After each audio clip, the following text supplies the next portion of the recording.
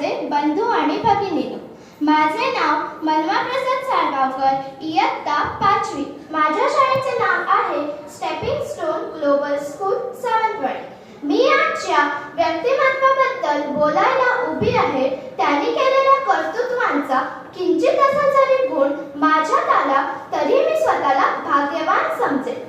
त्यांच्याबद्दल बोलताना मी तुम्हाला एवढेच सांगेन, आयुष्यात जरी काय बनायचे असेल तर आपले प्रेरणास्रोत कोण असावे, तर फक्त आणि फक्त आदरणीय राजमाता सत्वशीला देवी भोसले यांच्यासारखे।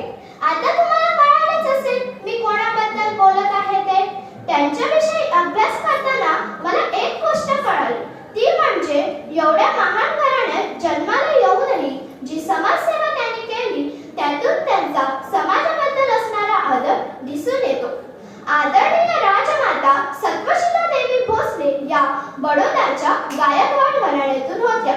1951 साली म्हणजेच वयाच्या 16व्या वर्षी त्यांचा विवाह सावंतवाडी संस्थानचे राजे श्रीमंत शिवरामराजे भोसले यांच्याशी झाला।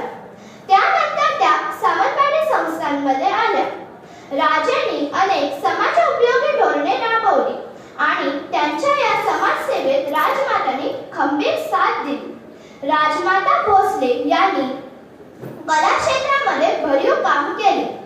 सावंतवाडीमधील लाकडी खेळणी व इतर हस्तकलेला ऊर्जित अवस्था आणण्यासाठी राजमातांनी आपले आयुष्य वेचले।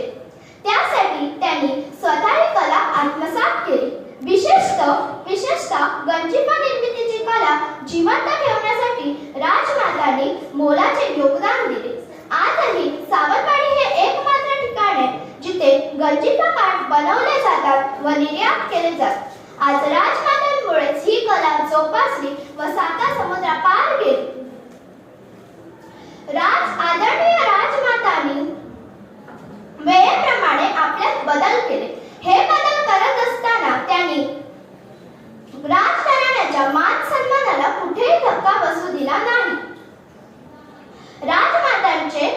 राजमातांच्या ऊर्जा आणि अनुशासन या गुणामुळे त्यांच्याबरोबर असणाऱ्या सर्वांना त्यांचा धाक वजा आदर होता।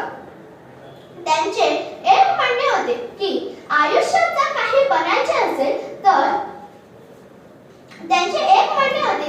आपण दिवसभर आपल्या कामात व्यस्त राहिले पाहिजे, जेणेकरून नको असलेल्या गोष्टींमध्ये आपले लक्ष विचलित होत नाही। हा त्यांचा गुण मी नक्कीच माझ्या आचरणात आणीन। अशा या सर्वसंपन्न व्यक्तिमत्वाबद्दल मला अभ्यास करता आला, त्यांच्याबद्दल 2 शब्द तुमच्यासमोर मांडता आले, ह्यातच माझे मी भाग्य समजते। अशा या आदरणीय व्यक्तिमत्वाला मानाचा